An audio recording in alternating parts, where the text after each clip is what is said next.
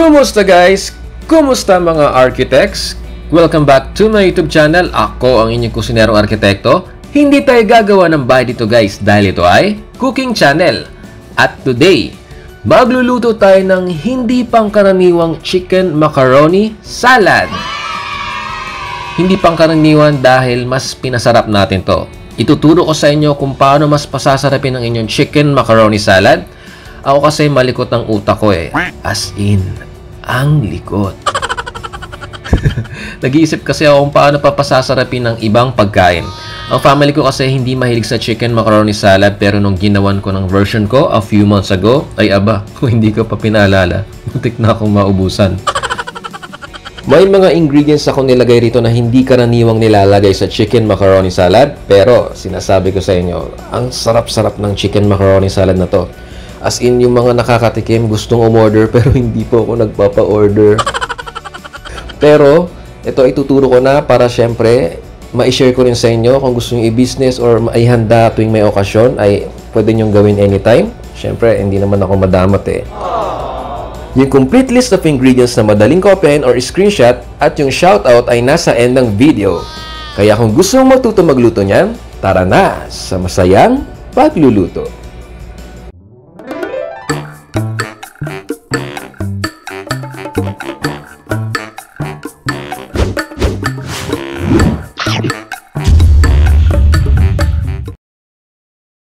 Pero bago tayo magluto guys, don't forget na pinutin po muna ang subscribe button at yung notification bell sa tabi nito para ma-update po kayo sa mga susunod kong upload. Ito na guys ang ating mga ingredients. Una, 500 grams of elbow macaroni, pre-cooked. Niluto na natin to kanina. Sundin nyo lang yung cooking instructions sa packaging ng nabili nyong elbow macaroni.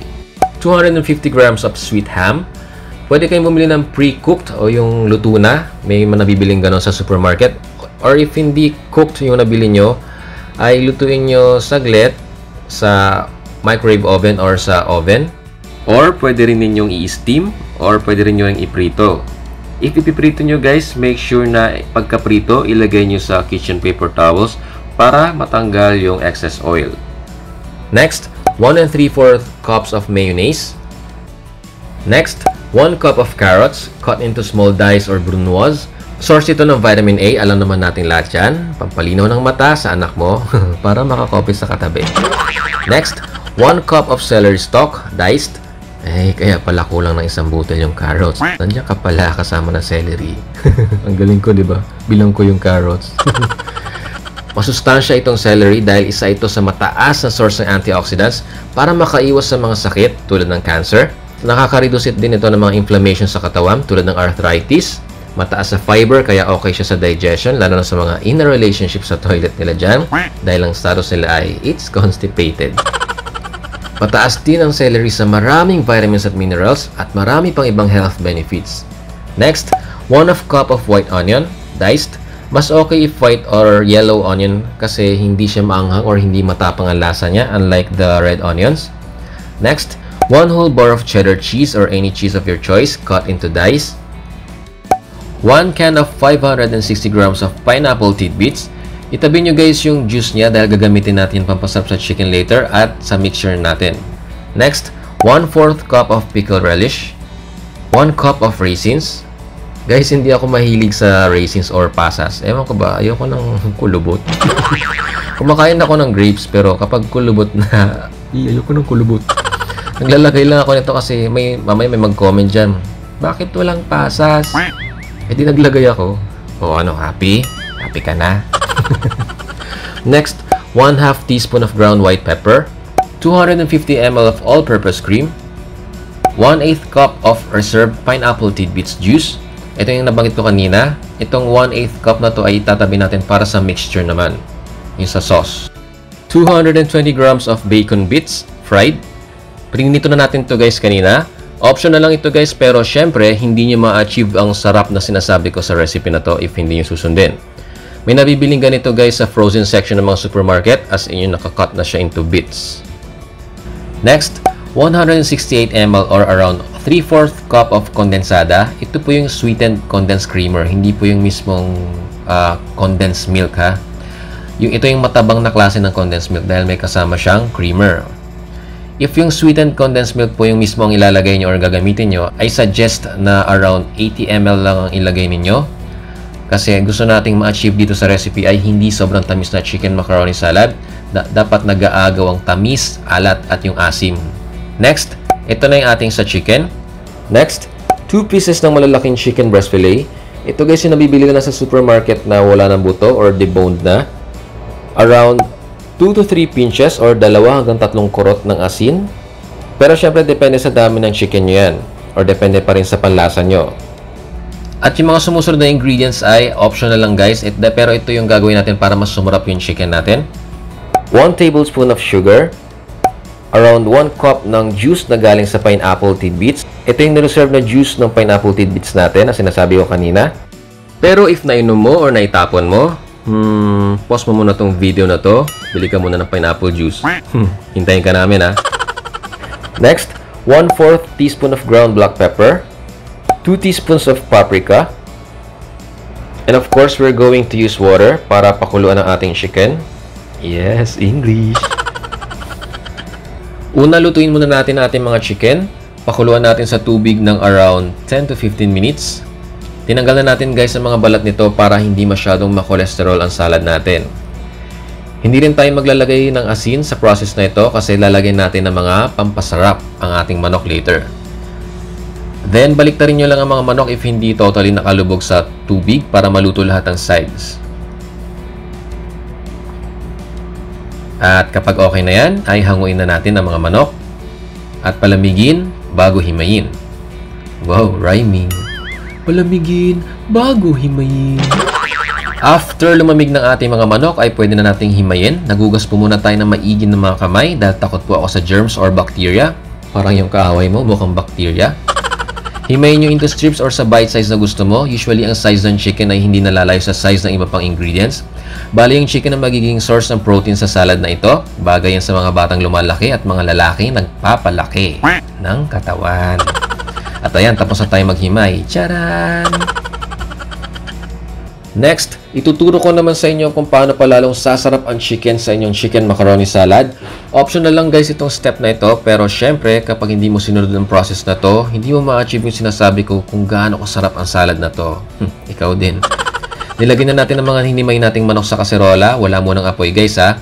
Nilagyan na rin natin kasunod ng chicken ng asukal at ito na yung ating paprika or paprika. Next, ang ground black pepper. Ang ating salt. At yung ating nireserve kaninang juice na galing sa lata ng pineapple tidbits. Ayan. Buhos lang natin to. Haluin nyo muna ng maigi guys bago nyo buksan ng kalan ha. Para properly mix lang.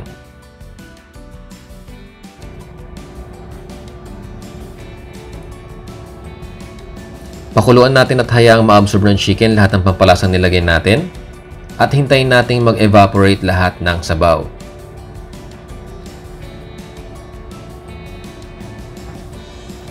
Ayan, parang ganyan. Huwag nyo guys hayaang sobrang tuyo or dry yung manok ha. Mas okay kung medyo lang. Mas okay guys kung mamasa-masa. Gaya na itong ginawa ko. At syempre, tikman na natin. Wow, sarap. Kainin ko na kaya ito. Huwag na akong gumawa ng salad.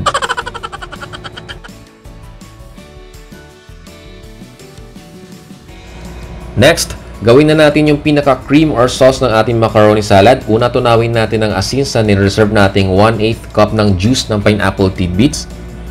Hindi alam ng iba na dapat kahit dessert ay naglalagay ng kaunting asin para sa balanse ng lasa. Hindi yung purong tamis lang ang nalalasahan mo. Ayan, hinalo natin na maigi hanggang matunaw yung asin. Next, ilagay na natin ang ating ground white pepper. Then, haluin natin ng kaunti. Next, ang ating mayonnaise. Ayan, simutin lang natin to. Then, isunod na rin natin ang ating all-purpose cream.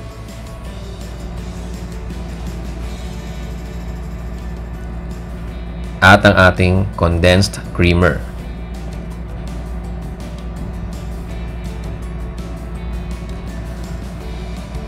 Then, haluin lang natin to ng maigi. Guys, mas okay na sa separate na lalagyan nyo minimix itong cream ng mixture natin para sure kang even ang lasa. Hindi yung may side na mas lasa ang mayonnaise, sa kabilang side mas malalasahan mo yung condensed creamer. After nyan, i-mix na natin lahat ng ating mga ingredients. Sa isang bowl, nilagay na natin ang ating elbow macaroni. Nilagay na rin natin ang ating mas pinasarap na chicken. At isinunod na rin natin ang ating sweet ham. Ito na rin ang ating fried bacons. Haluin natin ng kaunti dahil bumubundok na siya.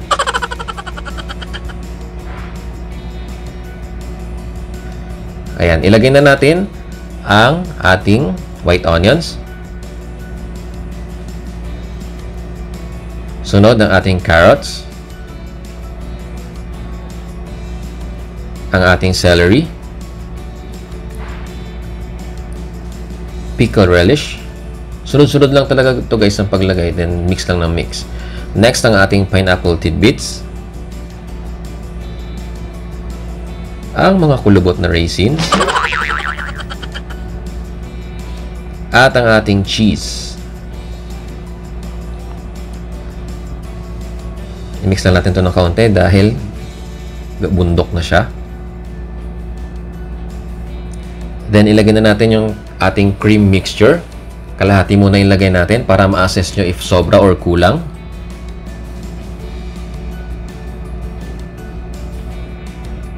Yan, haluin lang natin ito ng kaunti.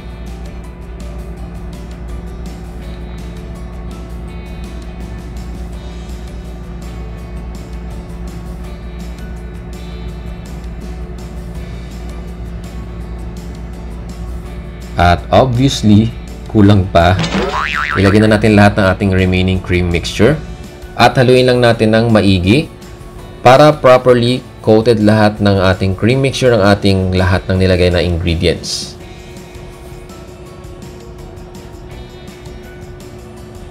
Itong recipe na to guys ay panghandaan talaga. Good siya for 15 to 20 persons or pwedeng mas sobra pa. Depende sa gutom ng mga kakain.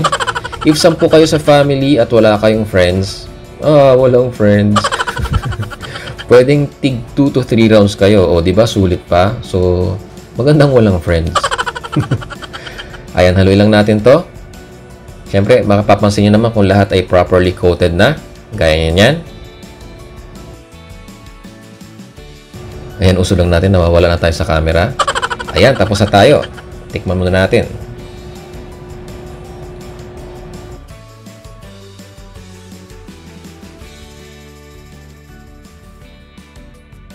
Ay, ang sarap. Ang sarap. Palamigin muna natin to at iserve na natin.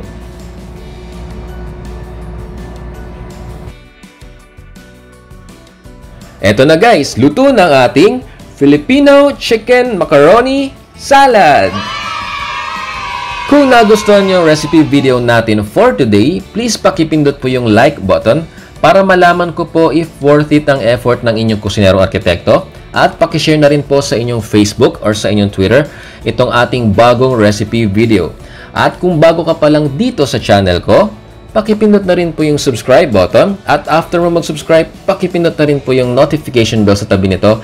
At iset niyo po sa all para ma-update ka every time mag-upload ako ng bagong recipe video. I-follow mo na rin ako sa aking mga social media accounts na makikita mo sa description box below or sa end ng video na ito. Nagpo-post din kasi ako dun guys. At may mga nag-PPM or nag-chat-chat sa akin doon sa aking Facebook page or sa aking Instagram. Alam nila yan na nagre-reply ako sa kanila. Kapag meron akong time talaga, sinasagot ko yung mga questions or yung mga simpleng hi, yung mga naglala, I love you. Love you too. Ayun. Pwede nyo akong itag guys sa mga photos or mga pictures sa mga recipes na pinaulo nyo from Kusinerong Arkitekto. Pero guys, if itatag nyo ako sa stories, siguro i-chat nyo rin ako or i-PM ng picture na yon kasi madalas sa sobrang busy ko pag-check ko expired na yung stories sa Instagram. Sabi ko, saan kaya ako tinagnet? Okay guys, bago tayo magtapos, shoutout po muna tayo. Shoutout kay Rene Patnubay. Sabi niya, Happy New Year to you, Kusinero Arkitekto. Pa-shoutout on your new video recipe. Ayun, shoutout sa'yo. Thank you for watching, Rene Patnubay. Next, shoutout kay Jorens Gazin Ganados. Ayan, nag-comment siya sa isang Facebook post natin at ayun, nagpapa-shoutout siya. Hello sa'yo, Jorens Gazin Ganados. Ayun, thank you for watching my videos and supporting Kusinerong Arkitekto. Next, shoutout kay Maiko Dakrem0518. Ayan, hello sa'yo, Maiko. Nag-message siya sa ating Instagram account at niluto niya ating corned beef spaghetti. Ayan, thank you sa'yo, Maiko, sa pag-follow ng recipe.